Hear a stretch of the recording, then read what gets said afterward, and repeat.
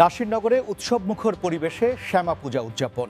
নিহারেন্দু চক্রবর্তীর প্রতিবেদনে দেখুন বিস্তারিত। হিন্দু ধর্মাবলম্বীদের অন্যতম প্রধান ধর্মীয় উৎসব শ্যামা পূজা সোমবার ও মঙ্গলবার 2 দিন ব্যাপী ব্রাহ্মণবাড়িয়ার নাসিরনগর উপজেলায় উৎসবমুখর পরিবেশে অনুষ্ঠিত হয়েছে। দেবী কালী বা শ্যামার প্রতি ভক্তি নিবেদন ও অশুভ শক্তির বিনাশ কামনায় উপজেলার বিভিন্ন স্থানে অনুষ্ঠিত হয় পূজা অর্চনা ও নানা ধর্মীয় আয়োজন।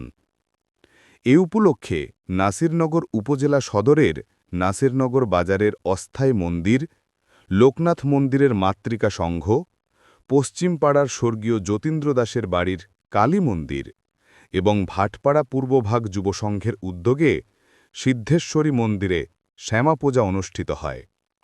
এছাড়া উপজেলার বিভিন্ন গ্রামে ছোট বড় অসংখ্য মণ্ডপে দেবী কালী পূজা অনুষ্ঠিত হয়। সন্ধ্যা নামার সঙ্গে সঙ্গে মন্দিরগুলোতে ভক্তদের উপচে পড়া ভিড় দেখা যায়।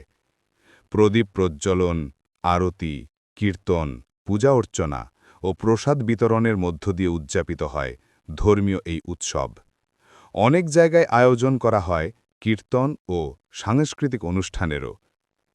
পূজা উদযাপন ফ্রন্টের নেতারা জানান, শান্তিপূর্ণভাবে পূজা সম্পন্ন করতে প্রশাসনের পক্ষ থেকে পর্যাপ্ত নিরাপত্তা ব্যবস্থা নেওয়া হয়। আইনশৃঙ্খলা বাহিনীর সদস্যরা সার্বক্ষণিক টহল দেন। ভক্তরা বলেন, দেবী শ্যামার আশীর্বাদে সমাজে শান্তি, সম্প্রীতি ও শুভ শক্তির জয় হোক, এই কামনাই আমাদের।